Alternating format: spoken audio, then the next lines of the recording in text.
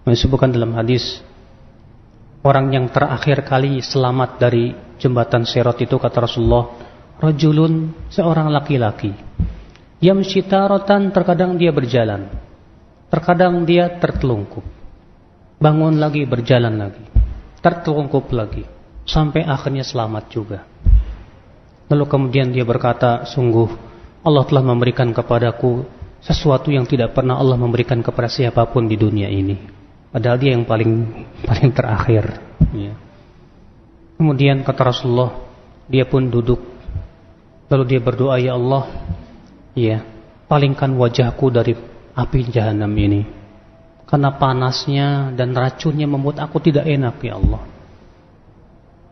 Lalu Allah berfirman, hai hambaku, kalau aku kabulkan doamu, apakah kamu akan minta yang lain? Si hamba berkata, tidak ya Allah. Lalu Allah pun mengambil perjanjian dari si hamba ini, bahwa kalau dikabulkan doanya, dia tidak akan pernah minta yang lain. Akhirnya kemudian Allah palingkan. Iya. Allah pun palingkan, dan ternyata dia melihat sebuah pohon yang indah sekali. Iya. Dalam hadis yang lain, dia minta kepada Allah dipalingkan, lalu Allah palingkan.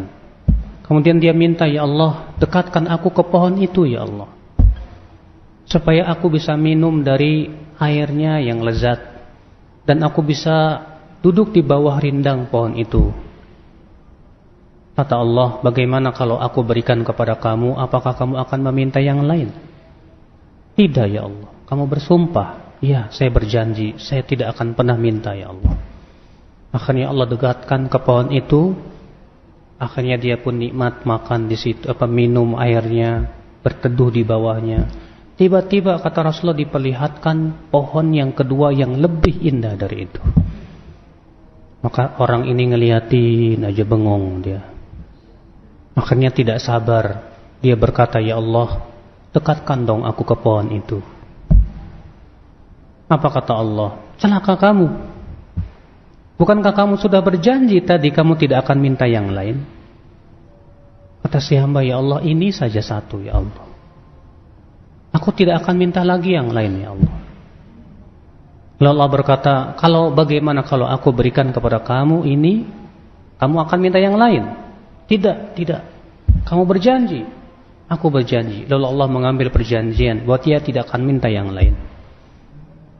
Didekatkanlah ke pohon yang kedua. Dia pun minumlah, berteduh di bawahnya.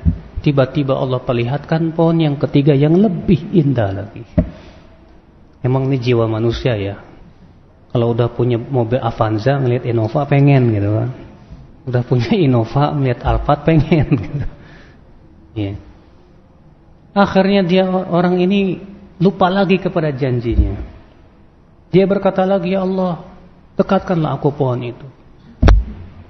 Kata Allah, wailak, celaka kamu. Ma'aqdarak, betapa kamu itu sangat tidak menepati janjimu. Kamu sudah 2 kali tidak menepati janji. Sekarang kamu minta lagi. Kata si hamba, ya Allah, ini saja satu ya Allah. Aku tidak akan minta lagi yang lain. Masya Allah.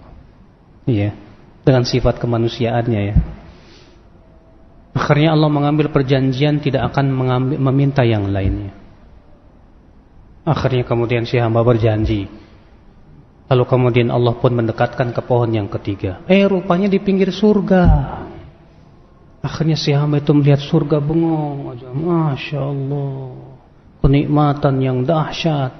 Suara-suaranya di sana luar biasa. Akhirnya si hamba berkata, ya Allah, masukkan dong aku ke surga. Akhirnya Allah pun tertawa melihat dia. Kata Allah, masuklah kamu ke surga. Mas, dia masuk surga, Allah gambarkan udah nggak dapat tempat, mas. Udah penuh surga. Akhirnya dia balik lagi kepada Allah, ya Allah, surga udah penuh, nggak ada tempat lagi buat saya ya Allah. Kata Allah, masuklah. Dan silakan kamu berkhayal apa kamu yang minta. Apa kamu minta? Fayatamanna, kata Rasulullah. Maka dia pun berkhayal, pengen ini. Hatta anna Allah yudzakiru. Sampai-sampai Allah mengingatkan, yang ini juga. Yang ini juga, wah terus dia minta, ngehayal, terus minta dia. Sampai akhirnya habis, gak tahu lagi apa yang diminta. Setelah itu Allah berfirman, kamu akan mendapatkan apa yang kamu harapkan tadi. Dan 10 kali lipat dari itu. Dalam hadis Abu Hurairah, dia penduduk surga yang paling rendah. Diberikan oleh Allah kesenangan dunia dan seisinya dan 10 kali lipat dari itu. Bayangkan Pak, ya, kesenangan dunia ini yang kita hidup sekarang ini, kesenangannya nggak pernah ada habisnya. Pengusaha emas lihat kaya-kaya, emas nggak pernah ada habisnya. Belum lagi pengusaha batu bara, belum lagi pengusaha minyak bumi, belum lagi petani, belum lagi yang namanya kekayaan dunia nggak pernah ada habisnya. Ternyata surga itu yang paling rendah kata Rasulullah SAW, kenikmatannya seperti kenikmatan dunia dan seisinya dan 10 kali lipat dari itu. Subhanallah. Itu yang paling rendah. Gimana yang paling tinggi coba Pak? Iya. Subhanallah ikhwatul Islam, a'azakumullah wa iyyakum.